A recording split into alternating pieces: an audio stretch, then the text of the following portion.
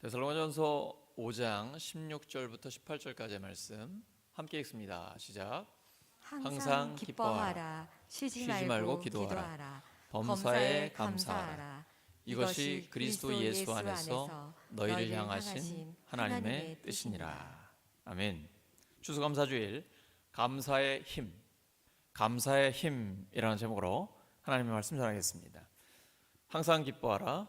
쉬지 말고 끊임없이 기도하라. 범사에 모든 일에 감사하라. 이것이 하나님의 뜻이라는 말씀이죠. 모든 일에 감사할 수 있나요? 감사할 일이 없어도 감사하는 게 하나님의 뜻입니다. 오늘 찬양이죠. 그래서 감사, 그러나 감사, 그리 하실지라도 감사, 그리 아니하실지라도 감사. 이것이 감사의 힘입니다. 이렇게 모든 일에 감사를 하게 되면 하나님께서 영광을 받으시고 우리의 영과 혼과 육을 강건하게 하십니다.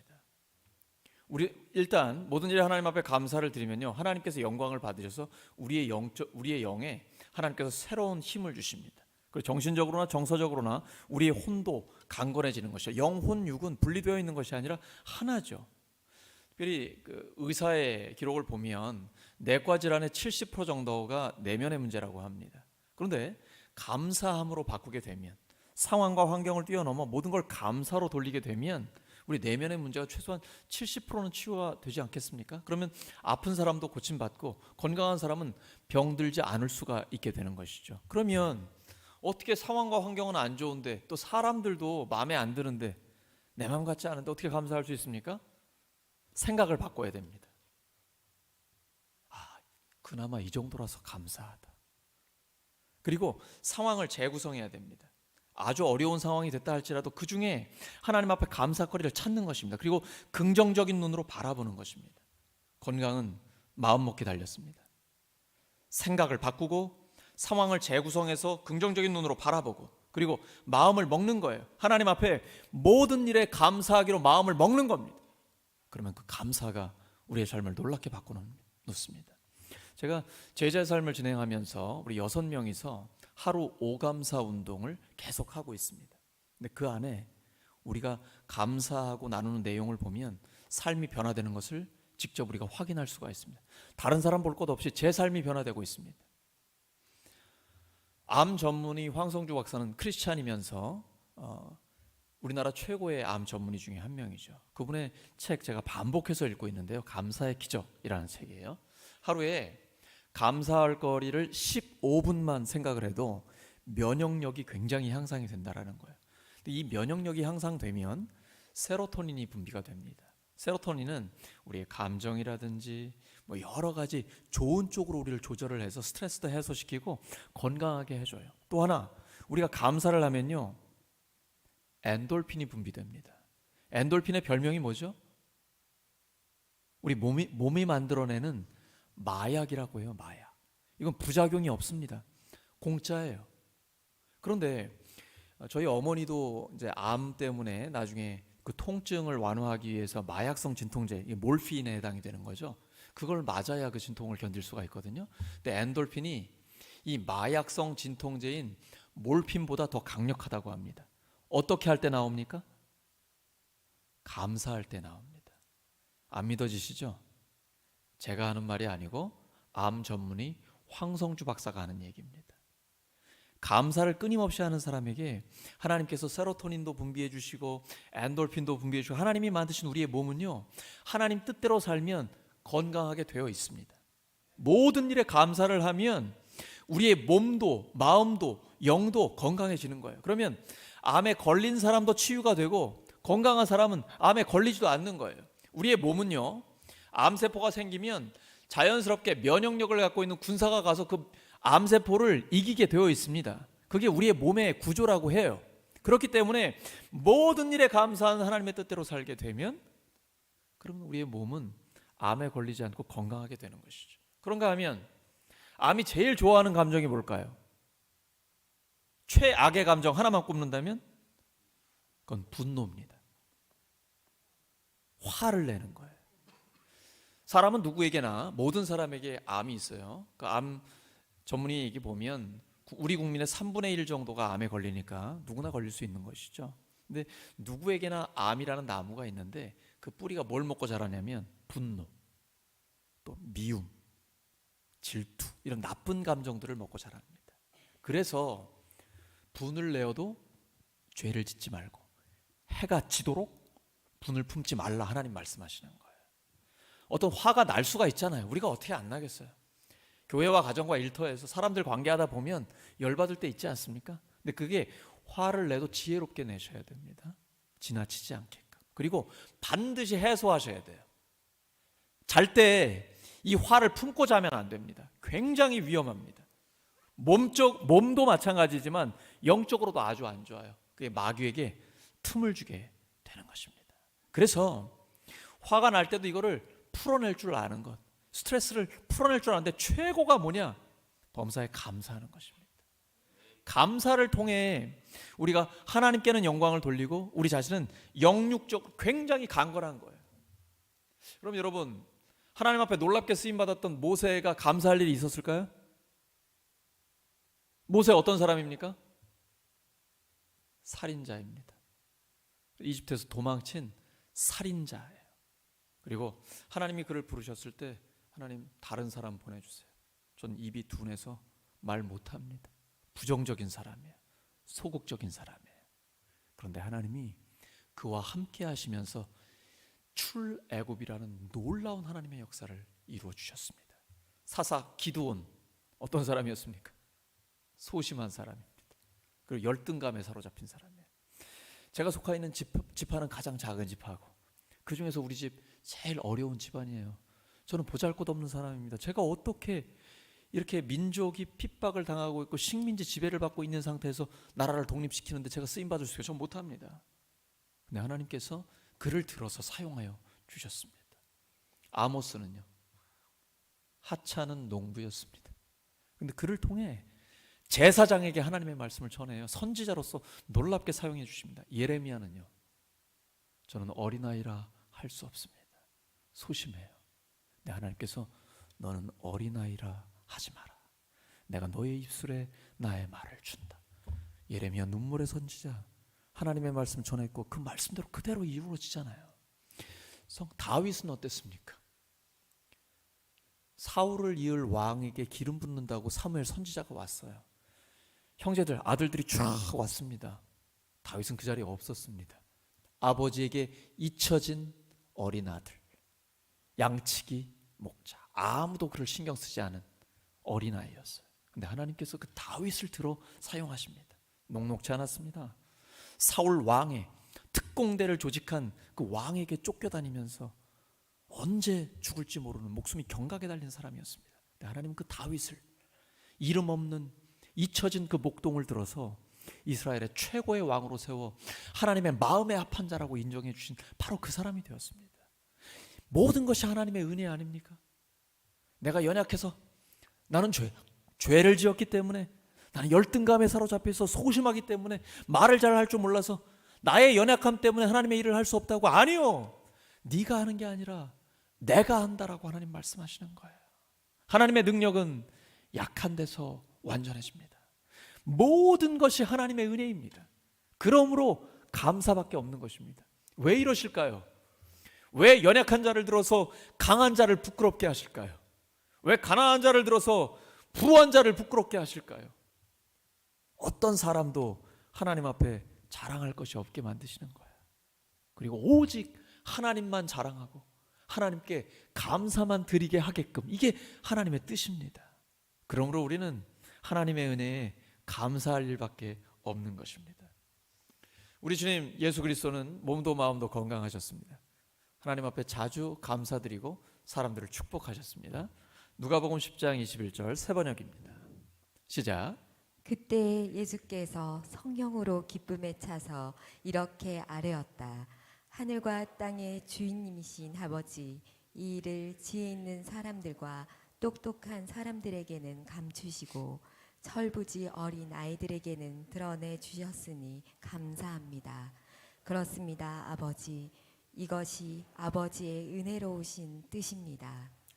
예수님께서 성령으로 기쁨에 차서 말씀을 하시는 거예요. 어제 우리 새가족 환영회 하는데 그냥 춤추고 싶더라고요. 다들 너무 행복했어요. 이 어려운 코로나 상황에 우리 교회 새 가족들을 보내주시고 또 한정되게 정착돼서 오늘 세례 예식을 받는 가족도 마찬가지고요. 예수님이 성령으로 기쁨에 차 있는 거예요. 그러면서 감사하십니다. 70명의 제자들이 전도하러 나갔다가 보고하러 왔는데 너무 좋아하는 거예요. 주님, 예수님의 이름으로 귀신들이 쫓겨나가더라고요. 사탄이 떨어지는 거 내가 봤다. 하지만 귀신이 나가는 거로 기뻐하지 말고 너희의 이름이 하늘에 기록된 것으로 기뻐하라. 어제 우리가 새 가족들과 뭘 기뻐한 겁니까? 우리의 이름이 하늘에 기록된 것으로 기뻐하는 거예요. 예수님이 우리의 죄를 위해 죽으시고 부활하셨습니다. 이 복음을 믿음으로 받아들여 하나님의 자녀가 된 우리, 그리고 새 가족들이 우리의 이름이 하늘에 기록된 것으로 기뻐하는 거예요. 여기에 절대 기쁨이 있는 것입니다. 상황과 환경을 초월하는 항상 기뻐하는 것이 가능한 거예요. 우리의 이름이 하늘에 기록되어 있기 때문이시죠. 그런데 이것을 똑똑한 자들, 세상적으로 지혜로운 자들에게는 감추어 두시고 어린아이들에게 드러내주신 걸 너무 감사합니다. 하나님 그 감사를 드린 거예요. 어린아이처럼 순수하게 그 복음을 믿고 하나님의 자녀로 살아가는 이 어린아이 같은 믿음의 사람들에게 복음을 믿게 해주셨으니 하나님 감사합니다. 이것이 예수님의 감사의 내용입니다. 예수님은요, 우리 보시면서 감사하십니다. 너무너무 감사하고 기뻐하시는 거예요. 다음 요한복음 11장 41절 세 번역입니다. 시작. 사람들이 그들을 옮겨 놓았다. 주님께서 하늘으로 보시고 말씀하셨다. 아버지, 내 말을 들어주신 것을 감사드립니다. 예수님께서 하나님 앞에 내 말을 들어주신 것을 감사드립니다. 이렇게 말씀드려요. 예수님이 사랑하신 제자 나사로가 죽었습니다. 죽은 지 나흘 뒤에 예수님이 오셨어요. 누이 동생들 마르다, 마리아, 그리고 주변에 많은 조문객들이 함께 슬퍼합니다. 그 모습 보면서 예수님도 눈물을 흘리셨습니다. 예수님 사나이 중에 사나이시잖아요. 잘 눈물 안 보이시는데 바로 이 장면, 제자들의 아픔과 슬픔을 보면서 함께 눈물을 흘리십니다.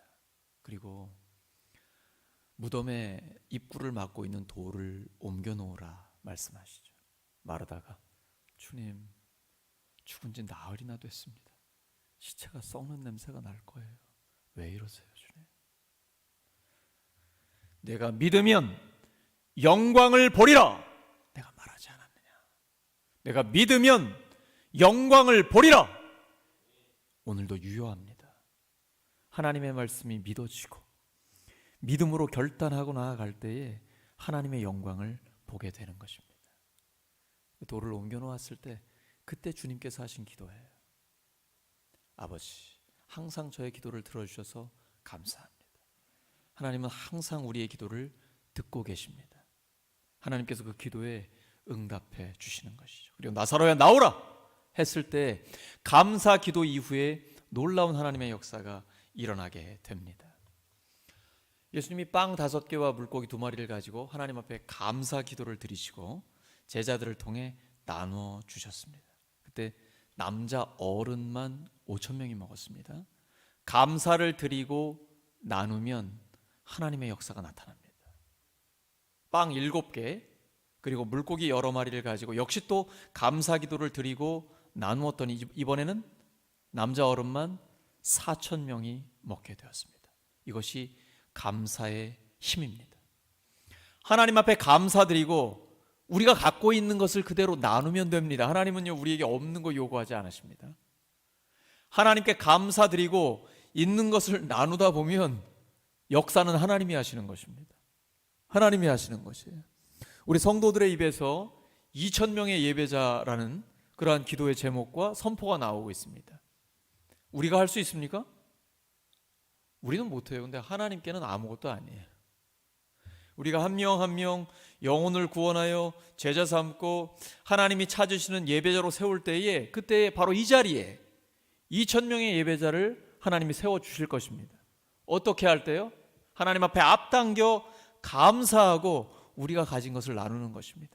복음, 우리에게 주신 성령의 은사, 재능, 물질, 먹을 것 우리가 나누고 나누면, 감사하고 나누면 하나님의 역사가 우리의 삶에 실제로 이루어지는 것입니다. 한번 따라하시죠. 감사하고 나누면 하나님의 역사가 나타납니다. 옆 사람 축복해 주시기 바랍니다. 감사하고 나누셔서 하나님의 역사를 경험하시기 바랍니다.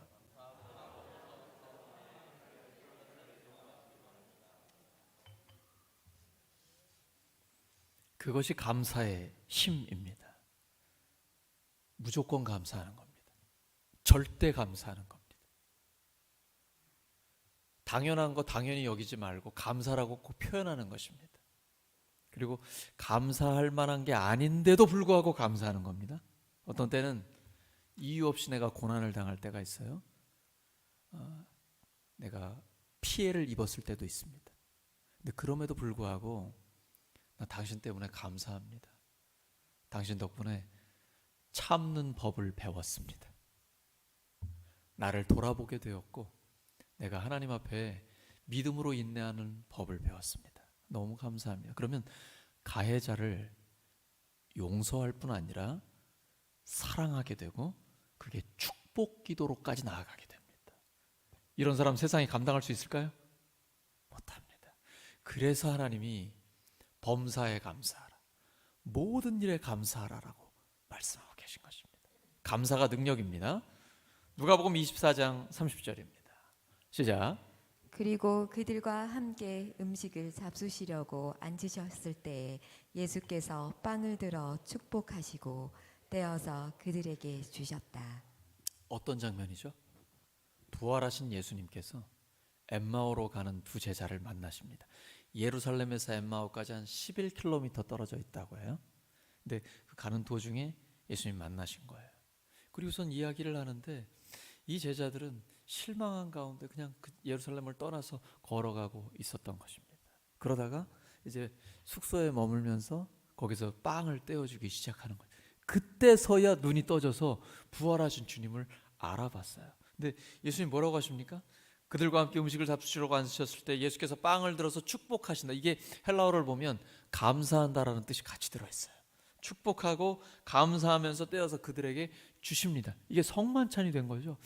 그들이 예수님이 성경을 풀어서 예수님께서 고난을 당하시고 영광을 받으셔야 한다. 이 성경 전체를 통해 예수 그리스도 자신에 대한 말씀을 해주셨을 때 그들의 마음이 뜨거웠던 걸 그때서야 기억하고 있는 거예요. 예수님이 축복하고 감사하면서 그들에게 성찬을 나눠줬을 때 말입니다. 범사에 감사하는 것은 하나님의 뜻입니다.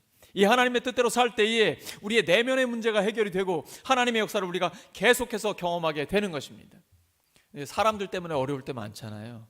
근데 장경철 교수님이 참 좋은 말 주셨는데 사람에게 기대를 갖지 마시고 사랑의 대상으로 보시면 됩니다. 그러면 내가 자유로워집니다. 신앙생활은 자유함입니다. 주는 영이시니 주의 영이 계신 곳에는 자유가 있습니다. 근데 사람 때문에 자유롭지 못하다면 내가 그 사람에 의해서 내 삶이 자유를 뺏기게 되는 것이죠. 왜 그렇게 살아요? 그러지 말고 사람은 기대의 대상이 아니라 사랑의 대상이라는 것을 마음에 새기는 것입니다.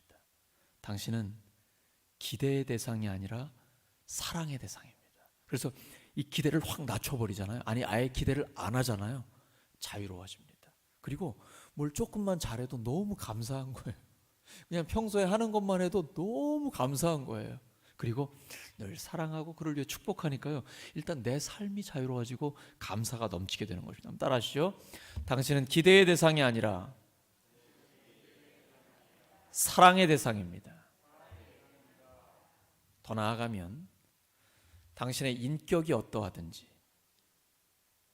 반응이 어떠하든지 관계없이 저는 무조건 당신을 사랑합니다. 축복합니다. 그리고 감사합니다. 예수님은 원수를 사랑하라고 하셨고 너를 핍박하는 자를 위해 기도하라고 하셨습니다. 우리 본능적으로는 불가능한 일입니다. 그런데 생각을 바꾸는 거예요. 당신의 인격이 어떠하든 관계없습니다. 어떤 반응을 보이든 관계없습니다.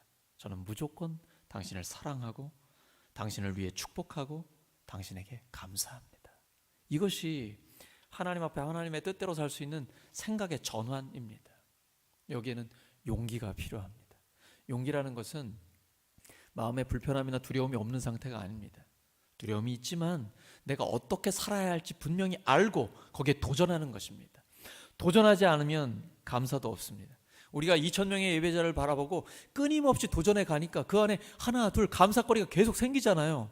우리의 신앙생활이라는 것은 믿음으로 하나님의 약속을 붙들고 하나님 우리에게 주신 비전과 소망을 품고 끊임없이 도전하는 거예요. 도전할 때 하나님의 도우심을 경험하게 되고 그 안에 감사가 넘치게 되는 것입니다. 도전하지 않으면 감사도 없어요. 도전하다 보면 내 능력이 아니라 하나님의 능력이 역사하고 계시다는 걸 우리가 알게 되는 거예요. 경험하게 되는 거예요. 믿음으로 도전하시기 바랍니다. 그 삶에 하나님께서 역사하여 주십니다.